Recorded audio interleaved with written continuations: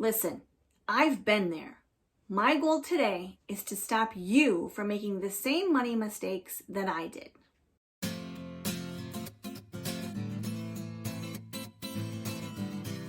Hi everybody, my name is Sarah.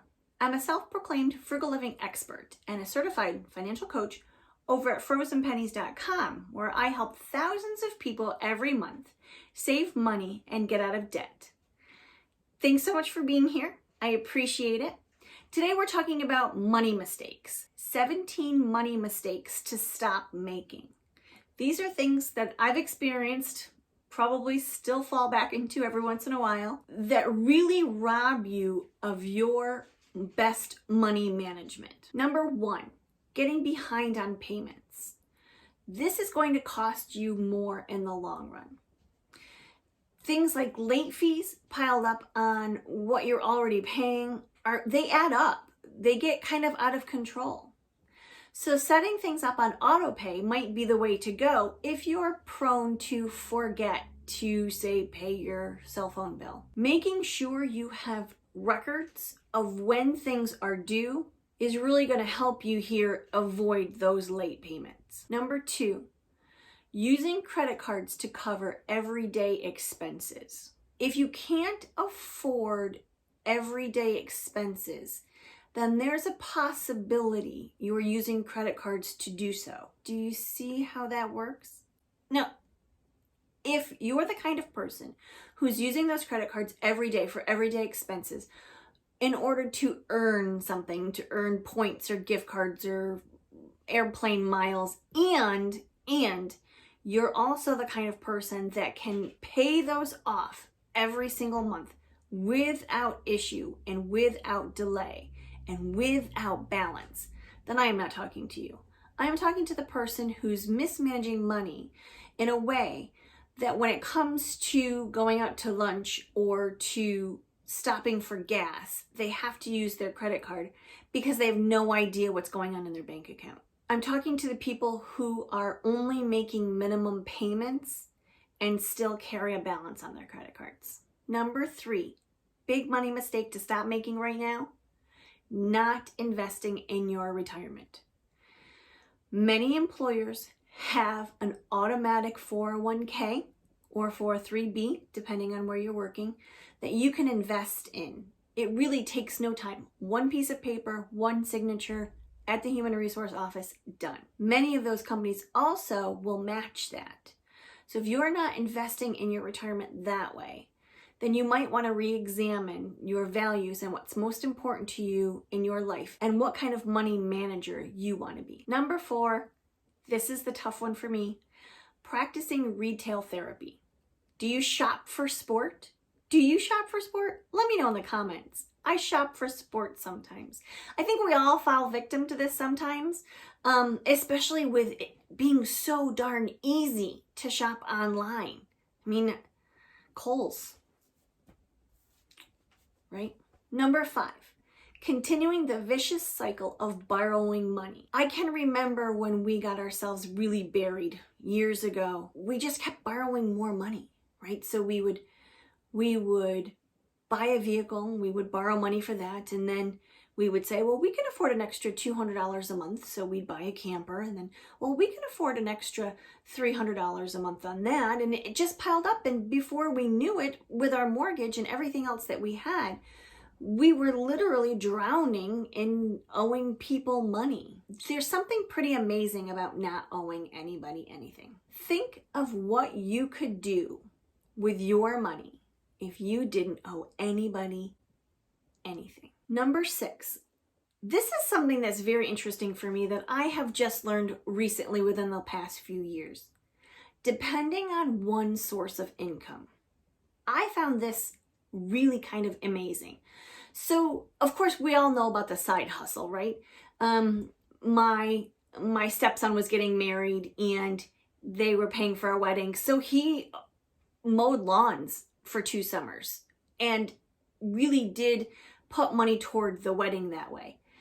But think of other things as well. Think of owning investment property Or think of if two people in the house are working. With the way that online businesses are working now, you can not leave your home and have a side hustle. It's kind of that theory of not putting all of your eggs in one basket, right? So if you have a one income family, which we were for a long time, I was a stay-at-home mom, 2 little boys, 1 income, and something happens to that income, especially, we just 2020, right? We just lived through and are still feeling the residual effects of a pandemic. Many people lost their jobs, and to be able to re-examine now, putting all of your eggs in one basket and having that job dissolve from some strange unforeseen act that happened, makes you think about diversifying a little bit, coming up with the side hustle or the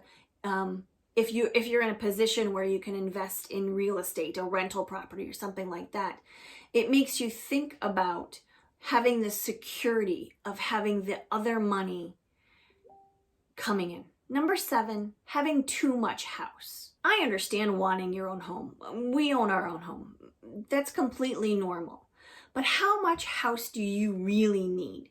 Do you need a brand new 2,500 square foot home with 4 bathrooms and 3 bedrooms if there's only 2 people?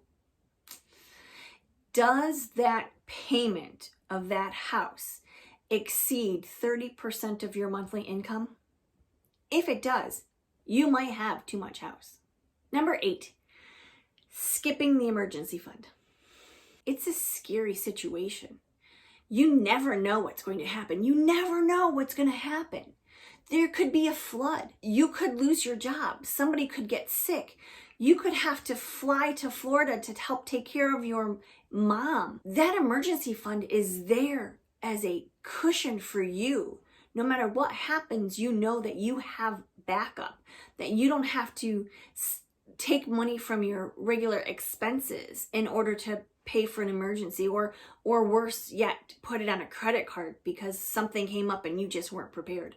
Have an emergency fund. Even if it's just a few $1,000s, have an emergency fund. It will rain. Things will happen. Prepare.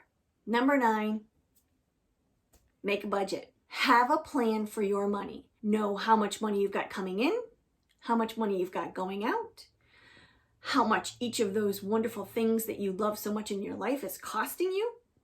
Know how much your car payment is. Know how much your mortgage is. Know how much you're spending on sports and kids and vacations and Starbucks coffees. Have a plan for your money. If you need help with a budget, I'm your girl. I have a fantastic course for you. I'll leave the description down below. It'll walk you through every single step of starting a budget. Number 10, not having a financial plan. Looking ahead at your future and deciding where you're going financially. Do you want to buy a house? Do you want to pay for your kids' college? Do you want to go back to college? Do you want to travel more? Do you want to retire early? Do you want to retire at 62? Do you want to stay in this job that you have right now that you hate? Your finances have so much to do with that. So having a financial plan looking ahead will help you decide the life that you want to live. Number 11 piggybacks pretty much right on top of that. It's about financial goals. So different than a plan, a goal is bigger. A goal is a bigger idea of what you want to do with your money and how you want to get there. The goal is to have $1 million in the bank before my husband retires. That would be your financial goal. The goal is to have all debt paid off by the time we're 30. That's a financial goal. The goal is to not borrow any money ever again after these debts and payments and loans are paid off. That's a financial goal. Visualizing your future and your finances to decide what you value most and where you want to put your money. Number 12, big money mistake, skipping insurance. This is health insurance. This is car insurance. This is even life insurance if you're in that season of your life. Health insurance, medical debt is one of the biggest debts that Americans have. It's expensive. If you don't have, even if you have health insurance, sometimes it's still expensive. Deductibles and copays and expenses and medications could very well break you financially. So doing whatever you can to avoid those things from happening. Imagine if you didn't have insurance, right? I mean, I've seen the effects of not having insurance. I've seen bankruptcies because of not having health insurance. So if you can swing it, I know it's pricey. If you can swing the cost of health insurance, really, it's just one of those preventative things. The same thing goes for car insurance. In our state, if you don't have car insurance, they'll impound your car. They won't blink twice about it. They'll tow you right away. If they scan you and decide that and find that you don't have auto insurance, you're all done. And they charge you $8 a day that you don't have auto insurance. So make sure you get your auto insurance. And then life insurance. So for us, for example, at this point in our lives, we're pretty much self-insured because we've paid off our house and gotten rid of all of our debt, done all of those things. We don't necessarily need life insurance. If heaven forbid, if something happened to my husband, I would be okay at this point in time. But especially the people who have small children, life insurance is important as a cushion of security for the family if something were to happen to one of those people in that home. Number 13, relying on negative emotion to make financial decisions. I find this happens a lot when people are scared, when people have a lot of debt and they're anxious and nervous and they can't figure out where their money is going and what's happening to their money, and they make enough money, they shouldn't have to worry about these weird, unorganized things that are happening with their money that they don't know of. So they're making decisions based on fear or anxiety. This is why those payday loan places are so popular, because people get so anxious and nervous and upset that they just go and just take out $1,000 and then they'll worry about paying it back when they have the money. Taking a beat, having a seat, going for a walk, taking a moment, 24 hours, letting your emotions rest a little bit is the best way to make an informed decision. Do not base a big decision on emotion only. That could even be out of excitement, right? How many people do you know who win the lottery who just are so happy and so excited that they just blow all the money and then it's all gone? Number 14 is spending more than you make. This goes along with creating a budget, right? I mentioned that. Number 9, again, if you need help with creating a budget or you want more information on creating a budget, my course is in the comments below. If you have a budget, then it's nearly impossible for you to spend more than you make. Especially the way that I budget and the way that I teach budgeting as a financial coach. The money is coming in. It's allocated to every specific category in your budget. You can't overspend. If there are areas in your budget that you tend to overspend, for example, beauty products or groceries or clothes, you really will allocate a certain amount of money. If it needs to be cash, then it's cash in an envelope. So you can't overspend. So it's nearly impossible to spend more than you make when you have a budget. Number 15 on my list of money mistakes to stop making today: eating out rather than cooking at home. Now, I know, especially during this year, I miss date night. Oh, I miss date night.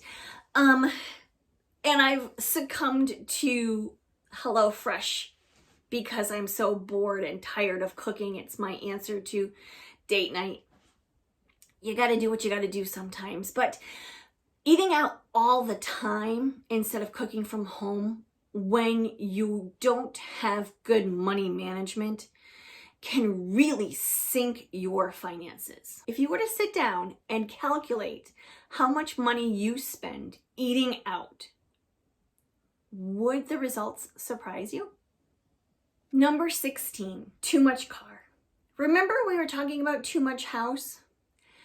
It was pretty interesting to me. I was paying attention the other day, the last time I was out of the house, at the cars. And I found very few old beat up cars. Now, 20 years ago, it was not unheard of to see beat up cars. I mean, it happens. I don't mind an old beat up car. I figure you're probably getting your money's worth out of it.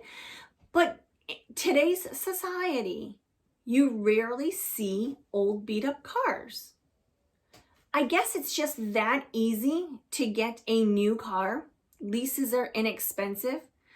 But when we went to get our van, we bought our van used 4 years ago. The same exact vehicle, we have a Chrysler Town & Country, the same exact vehicle they didn't make anymore was the replacement to Pacifica.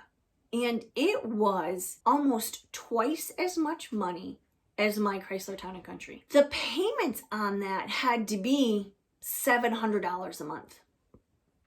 Buying a new car, $700 a month is a lot of money for a car.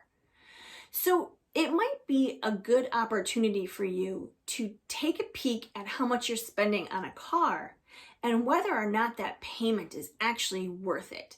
Is it making your finances suffer because you're spending so much money on a vehicle every month? So the last money mistake that you might be making is your debt to income ratio. This is fascinating to me. This is my nerd brain working overtime. If you were to look at your net worth and how much you owe and how much you bring in, how much you are worth, how much your assets are, does it level out? Does it even out? Is your net worth higher? Is your debt to income ratio balanced, or do you owe more than you are? So if you take into consideration all of your assets and your debts, so your assets that are the things that will appreciate in value instead of depreciate in value. So things like homes and jewelry will appreciate in value. Antiques will appreciate in value. Things like anything with a motor, cars and trucks and campers and motorcycles and snowmobiles, those things depreciate in value. So they don't add to your net worth. So if you look at those things and you total them up, subtract them, do you come out in the positive or the negative? You, of course, want your net worth to increase. Your income compared to your debt needs to be higher. So the less that you owe and the more that you make and the more that you invest in appreciating pieces of the puzzle, the more your net worth is. You always want that to happen. You always want your net worth to go up. Those are the 17 money mistakes that I know I've made in my life, one time or another. I'm sure there's more, but those are 17. Thank you so much for watching, everybody. Have a great day.